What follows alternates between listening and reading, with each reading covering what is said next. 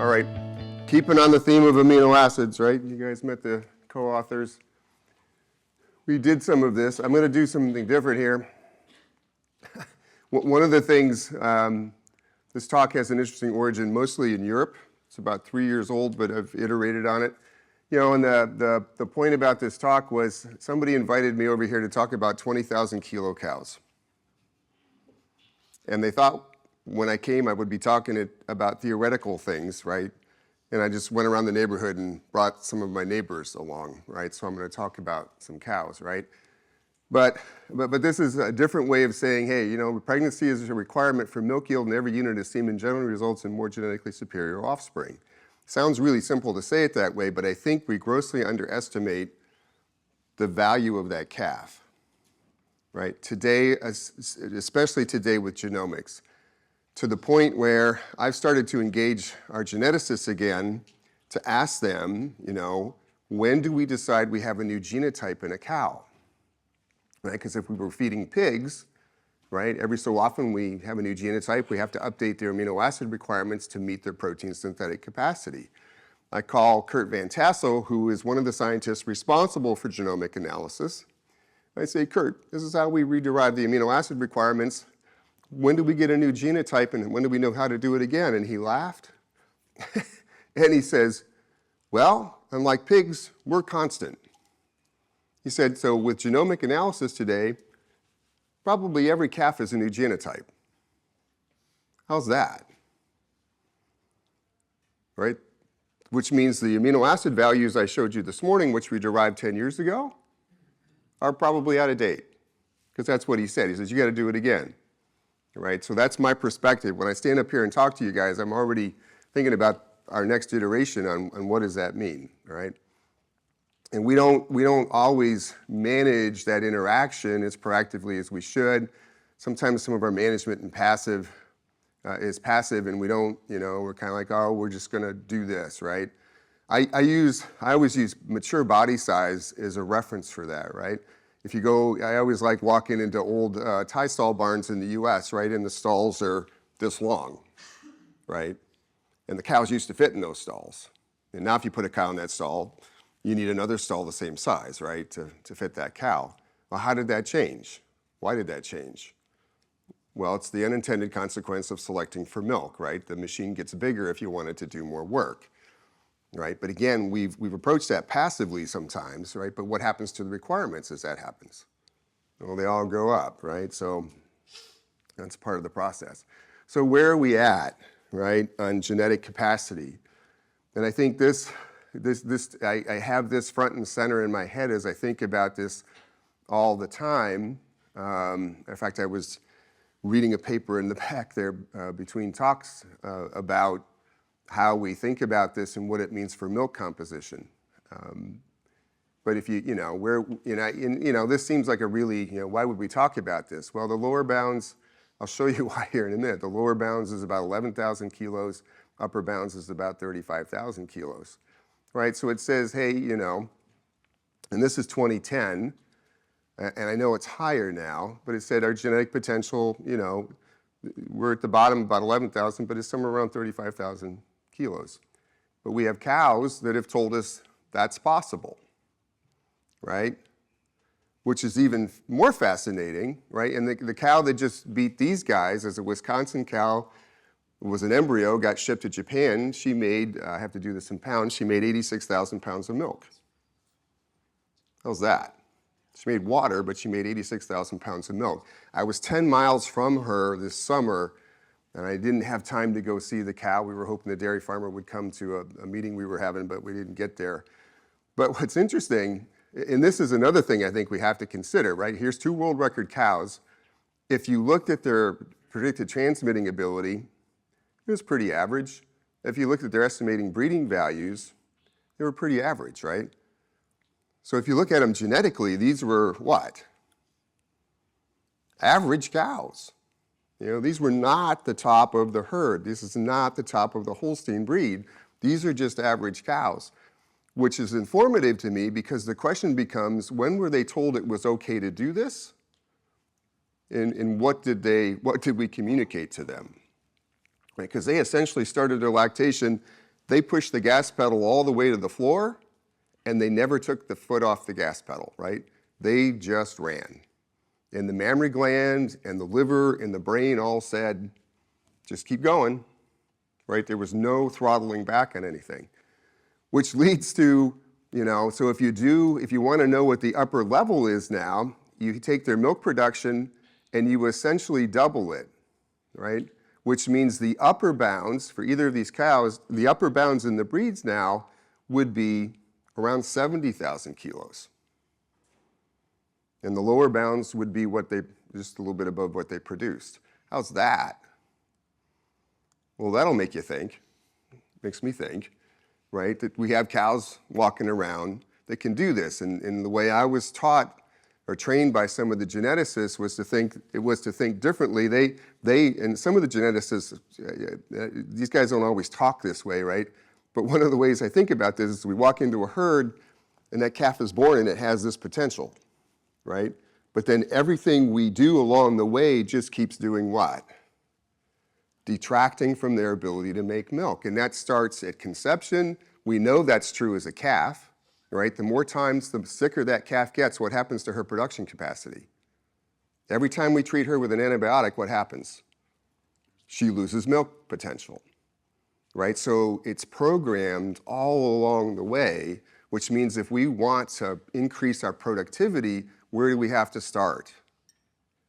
The moment they hit the ground, right? It is a system, and you've got to reinforce this genetic capacity and tell them, hey, all along the way here, you're gonna be able to perform this way. It's a completely different, we think about that, but we don't act it. That's my point about the management being passive, right? I make a joke in the US about you have these high genetic merit calves and you tell your 5-year-old to go take the bucket of milk over and feed it, right? You got it fed, but probably not as effectively as you should have, right? But it also tells you, hey, these cows are going places we don't always think about. So based on John Cole and some work from Chad Deckow, on average, the genetic capacity for Holsteins is about 34,000. In Cayuga County, where I live in central New York, we have cows peaking between 89 and 97 kilos.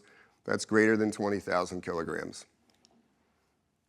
Okay, so this 20,000 kilo cow is not an anomaly to us anymore. We've got these cows in commercial herds, just north of campus, right? I think there's a lot of cows in those herds, and I just said that, I made this point, what are we doing and when that either detracts from or fails to turn on that ability, and when is it communicated to the animal? I find that if somebody asked me the other day, I'm not that old, but I guess I'm old enough, right? And somebody said, well, if you had your career to start over again, what would you do? Oof. This question will always haunt me, right? Because it says we can program these things, right? Whether it's genetics or epigenetics. So I think that's where I'd spend time, right? So just if you guys have never been there, when I talk about Cayuga County, that's here. There's where I live. Niagara Falls is there, and New York City's down here, right? So just to give you some reference. I have to up this number. I keep forgetting to update that slide. We're about 65,000 cows in the county. We are now, that county's #1 in New York for dairy. And I said there's cows in that county peaking 80 to 90 kilos of milk or better. That's that 20,000 kilos a year, right? So I brought some of those cows along. Here's one of them. Interesting things about these cows, right? And it's interesting to me because there's a lot of people that would say these cows are going to die quickly, right? Because they're making so much milk. And they're just the opposite of that. They got to grow up to be able to do what? Make that much milk, right? And I think there's, so this is 60-28 at a dairy. She's 4th lactation. She didn't quite make 20,000, 18.6, 789 fat, 622. She did it in 367 days. She averaged 50.8 kilograms a day, right? So she's doing pretty well. But this is one of the things I think is interesting, right? So and this is in pounds, she didn't make a lot of milk. She calved at 22 months, made 21,000 pounds of milk in the first lactation, calved pretty quickly after that, had a normal lactation, right? They got bred back too fast, actually. 56 days dry, 44 days dry, 53 days dry, 53 days dry. If you look at these cows in these well-managed herds, they get pregnant, right? I guess the point I'm trying to make is this high level of production doesn't stop them from getting pregnant, right? So that's the other paradigm that we all had to get over. Just means we have to work harder to get semen in a cow when she's really in heat, right? So obviously collars, the collars are working pretty well. There's a bunch of dairies now in New York that are using the collars effectively, not giving OBSYNC shots, right? Very little veterinary intervention, hardly any, right? You just, calve in, as long as she's not sick, go, right? So here's one cow, 5973, about 19,782, 356 days of lactation, average 53 kilos a day. Same kind of thing, right? A little longer lactations, but they've got to be older, more mature cows to do that.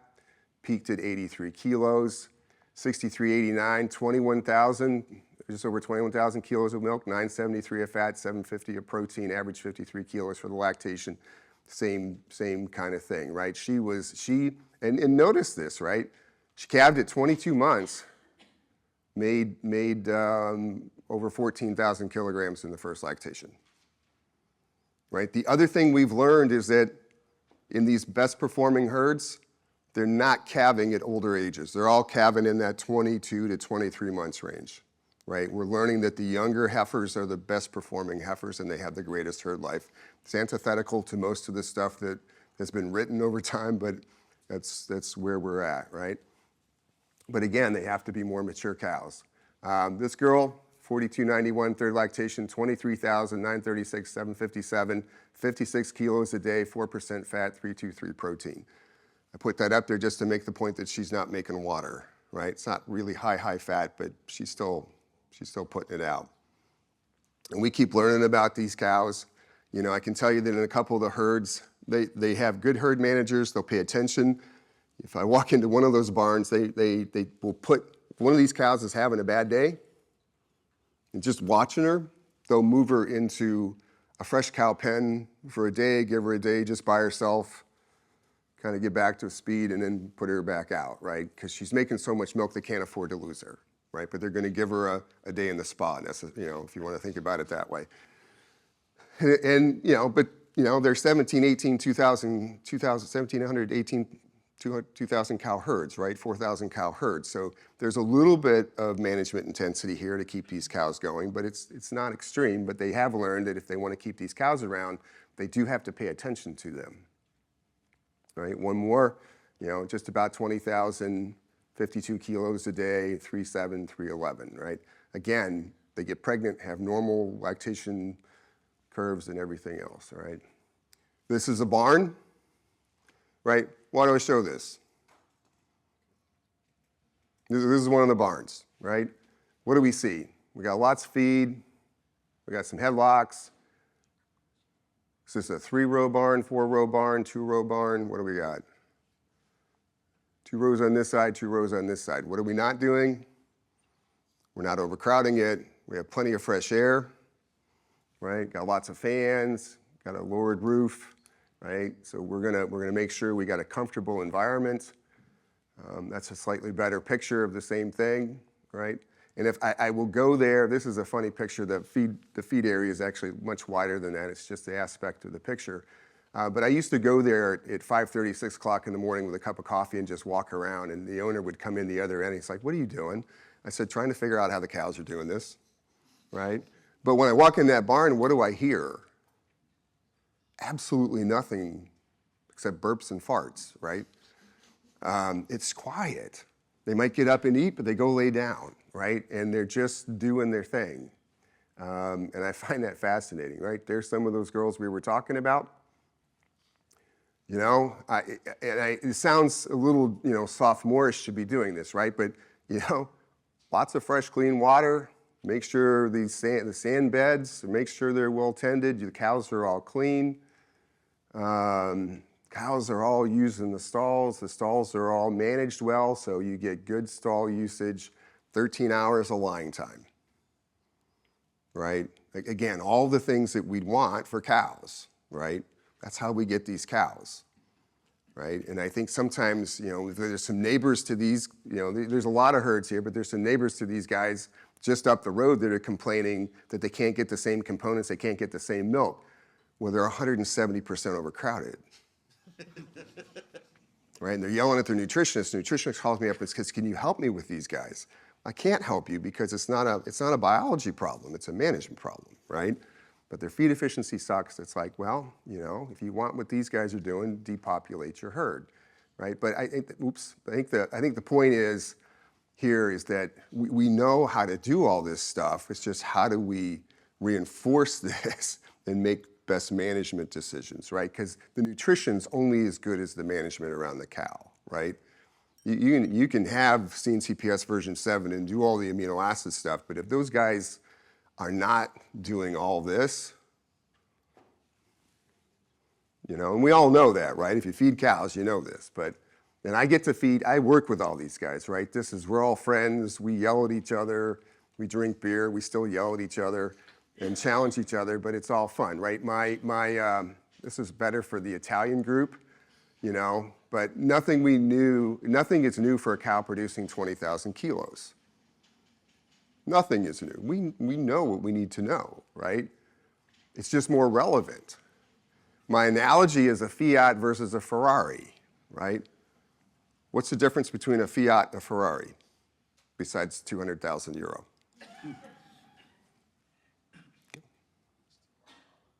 Well, horsepower, right? They're both cars. They need gas, they need oil, they need tires, they need a driver, right? But if you want this one, this Fiat 500, the old Fiat 500s, my Italian uncle had one, still has one, 76 horsepower, right? I barely fit in it, right? Luckily, it's got canvas on the top, so my head, because it's about here. When I'm sitting in it, right? And it's happy at 60 kilometers an hour, right? Whereas this Ferrari, I just learned they're going to stop producing this one, 986 horsepower, gets to 100 in 2.5 seconds and you do 340, right? But if you want it to do that, what do you have to do? You have to spend more time managing the crazy thing, right? You can't just throw plain old gas at it. You got to use higher quality oil, tires, and things like that, or else it's just not going to work. That's these cows, right? It's just management intensity has to get better. The diet has to get better. But then, if you think about that, meeting all the requirements is important for cows to achieve all those outcomes, right? Whether it's MP, digestible amino acids, fatty acids, carbohydrates, focus on milk components, not just volume. We've hit that today pretty hard. But all these things have to happen if we want to see these cows, right? And I just talked about all this, right? This is not new. This was originally designed, for dairy farmers, not necessarily you guys, but it's kind of fun to revisit this because I think sometimes we get so enamored with some of this new information about amino acids, we forget the basics, right? So this is my way of reminding myself. But we also have to remember we got to characterize these cows, right? In New York, when we get to weigh cows, it's not uncommon to find this, right? That's in our research farm. I hate those cows, right? We have an indexing parlor. They come in, they're too damn big. The parlor can't lift. They're pushing against it. The grommets are shot, We're trying to figure out how to upgrade our parlor, but we don't really want these cows. But again, that's the unintended consequence of selecting for milk, right? And just to show you how that's changed, 1993, when we identified this concept, we weighed the herd. It was 668 kilos plus or minus 57. In 2016, I saw research papers coming, or not just data coming in from my grad students, looking at the body weights, and I said, we better reweigh them again just to get our heads around this 803 plus or minus 73. Right? That's the unintended consequence of selecting for milk. But why I point that out is if you guys, coming back to this whole gram of amino acid thing, right? We're talking about, precision at the gram level. If you're 100 or 200 or 300 kilos off on body weight, how good are your predictions going to be? It's all wrong, right? When we released CNCPS version 6.5, I got hate mail Email, phone calls, text messages. Van Amburgh, what did you do? My Emmys don't work, my amino acids don't work, everything is wrong. What did you break? We didn't break anything. What did we do? We made it more precise. We took the error out because we found out where the model was not right. What does that mean about the inputs? They have to be more precise. Sam Fessenden was doing his PhD at the time. One of the nutritionists who was in the neighborhood was yelling at me. I said to Sam, Sam, you got to go ride with this guy for a few days off and on and figure out what's going on. And he rode with them, and he comes back one day, he goes, Mike, I figured it out. They don't know what cow they're feeding, right? So we went and got a bunch of weight tapes. We went out and we taped a bunch of cows, right? I couldn't get scales out there. We taped a bunch of cows. They were 150 to 180 kilos too light on the cow they were feeding, right? You put in the right body weights, and what happened to all the predictions? All of a sudden they came together, and ME, MP amino acids, everything looked really good, right? So that as we get, the point here is that as we become more precise in our modeling efforts to the gram basis, these inputs are going to become really important, right? If you don't have that right, you're not going to know how to best feed that cow. Not just about the maintenance requirements, about everything else that goes with how the model works, right? These body weights are used to predict maintenance, passage rate, rumen volume, all these kinds of things that then, and the passage rates are part of how we get energy, right? So you get poor energy predictions and amino acid predictions if you don't have the body weight correct. And then you'll say, well, the model's not working. Well, it's not the model, probably. The model didn't change. But if you don't have the cows characterized, you're not seeing it. This is a little bit about where the cows are going. Fat and protein, right? We do milk marketing in a strange way in the US. We have these federal orders. Federal Order 1 is the Northeast US. This includes New York and New England, parts of Pennsylvania. And you can see, this is 2010 to 2024, fat's been rising, protein's rising, right? But you notice the rise in fat is much greater than the rise in protein. That's a real problem. Processors are all upset about that because they can't make legal cheddar because we're getting too much fat and not enough protein. So they're having to skim the milk now to make legal cheddar to get the ratio right. If you look at it this way, again, Federal Milk Market Order 1, this is 2010, this is 2024. Obviously this was done in October. You can tell when it was put together. But, if you look over that period, we see this pretty significant increase in fat. We see the seasonal effect here. But we went up, quite a few units. We go from like 375 roughly to 435, right? So that's a pretty big jump. What about protein? Have we moved protein? A little bit. Proportionately? No, not at all. Is this where the complaint's coming from the processors? Yeah. Chobani has called me, Great Lakes Cheese has called me. I was communicating with Chobani this morning. They're saying, hey, Mike, Great Lakes Cheese, which is a major cheddar producer and the cheese producer, but cheddar producer in the Northeast, they're like, you've got to fix this. Because we have to skim milk now, and that's not what we do. And at the volume they run with the cheddar tanks they have, man, they're working hard to get that milk into the right relationship, right? So you got to get more protein out of those cows. Okay, that's okay. We'll figure it out. But it's not going. But does that mean the genetics for protein are not changing as fast as the genetics for fat? What do you guys think? Yeah, you're not sure, right? Because that's the implication here. Let's talk about that. Midwest is the same way. Midwest sees a little bit more shift. They get the same fat response, a little bit more shift in the protein. Here's the U.S. sire breeding value for fat, 1957 to 2023. This is the updated slide that I have. This is the new base change in the U.S., right? So back to 57, in today's numbers, you'd be minus 400 on those bulls. Notice it took a long time to cross the 0 line, but look at the rate of change since then. it's almost exponential, which means what? Every calf born today has a whole lot more capacity than it did. And if you think about it from 10 years ago or 20 years ago, man, we're a long ways away, right? Which means the nutrient requirements for these guys are doing what?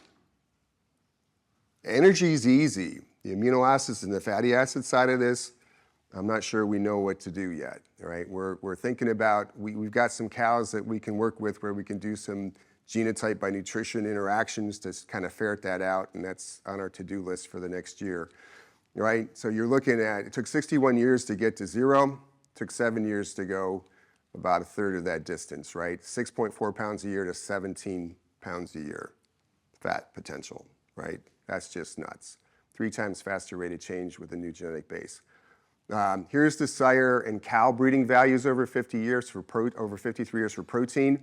One of the questions that I keep getting when I show this stuff, well, you show us the bulls, Mike, what about the cows? Well, there's the rate of change on the bulls for protein. So first of all, that says what about protein and fat? They're the same. Then why the hell don't we see the phenotypic expression, Will? What's that?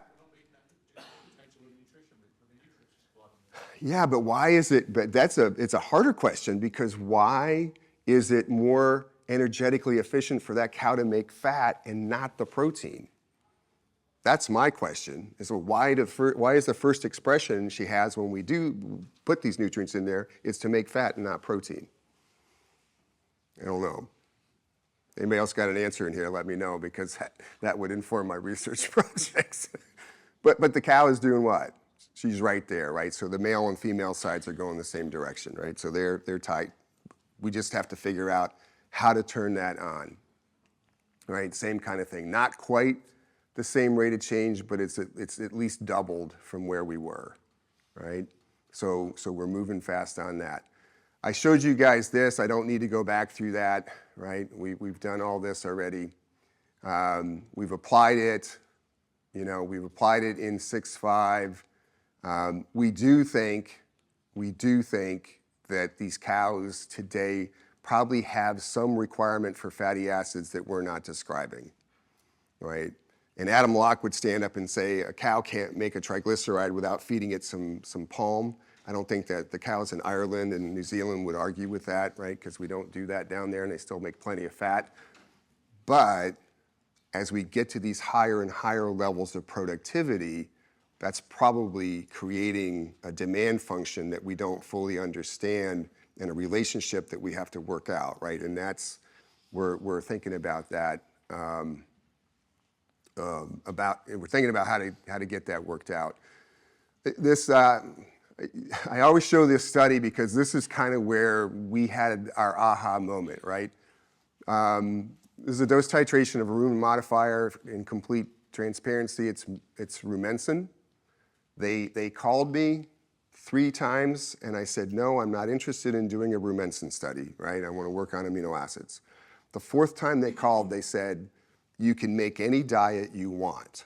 Just put rumensin in there. And I thought, oh, okay, in 30 years, nobody ever told me that, right? But what that did is it gave us a license to use everything we had learned from the version 7 development about amino acids and maybe some things about fatty acids and a few other carbohydrate twists, and just put that in here and then just layer the rumensin on there, right? So that's what we did, right? 192 cows, 16 cows a pen, 3 milk 3 times a day.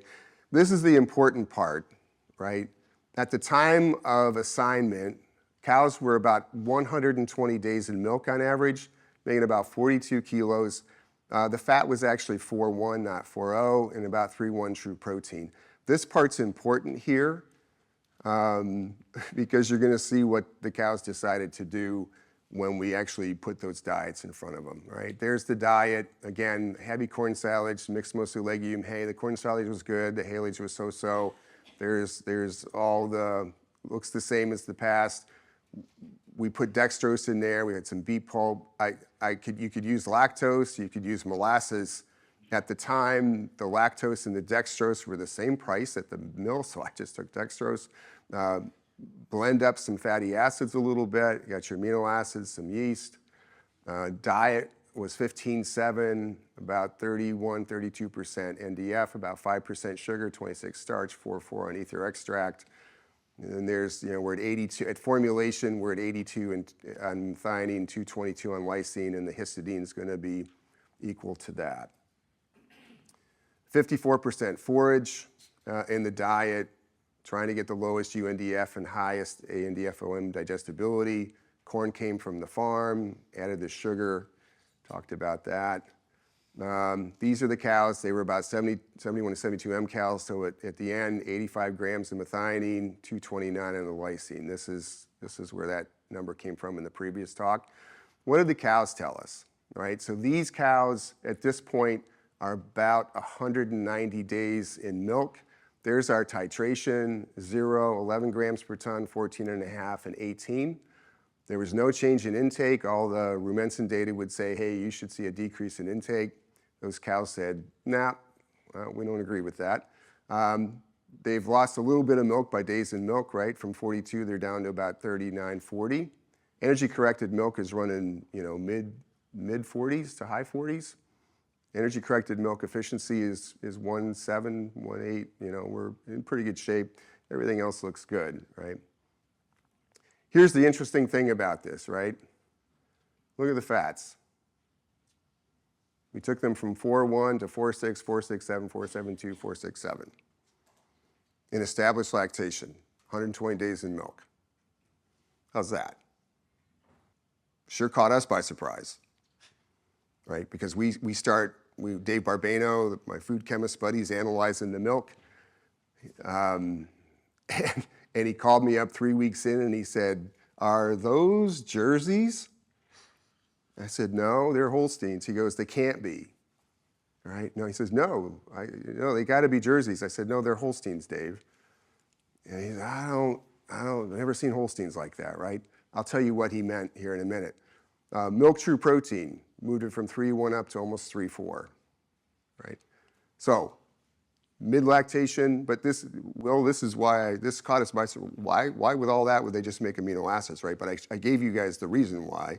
This was the study that forced us to go back to the literature and figure out why the hell amino acids would cause an increase in milk fat, because it's not traditional thinking, right? It's not the way we look at this. When you look at de novos, we see, we got plenty of de novos. Actually, there was an effect of the Rumensin on the de novos and on the mixed fatty acids.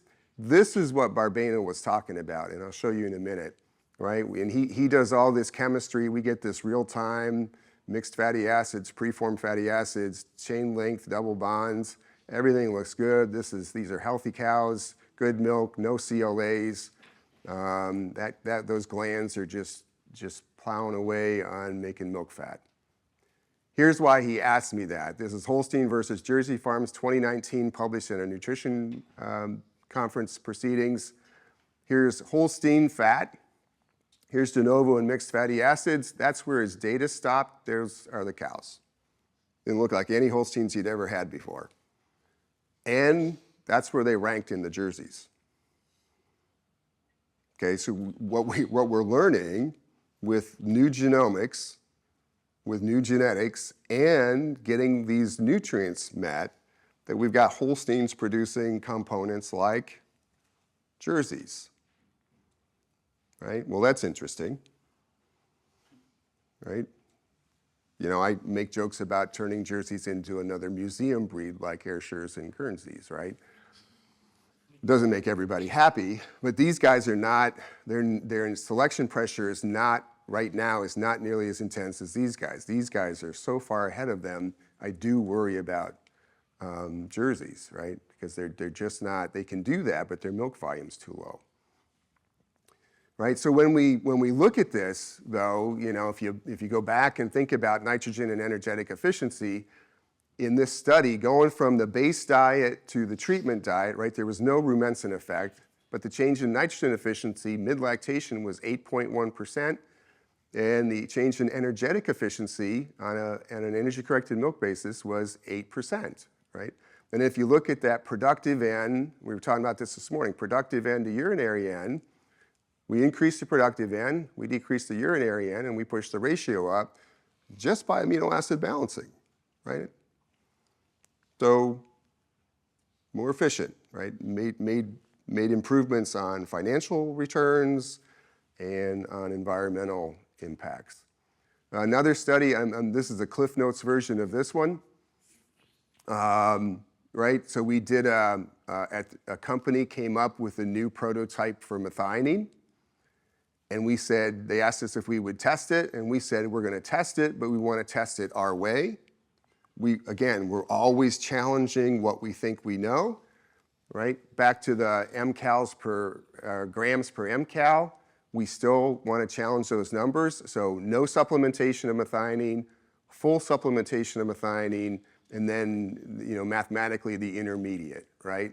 This does two things. One, this tests our boundaries. It also tests the prototype. If the prototype is effective, then we should see something here and something better here. If it's not effective, well, maybe we gotta go to full supplementation just to find an effect of the protected amino acid if it's not as protected as well as they thought it was. What's important about this is that the lysine was formulated at 3.2 grams per mcal, and it's not on there, but the histidine was formulated to be equal to the methionine, the full supplementation of methionine in all these treatments.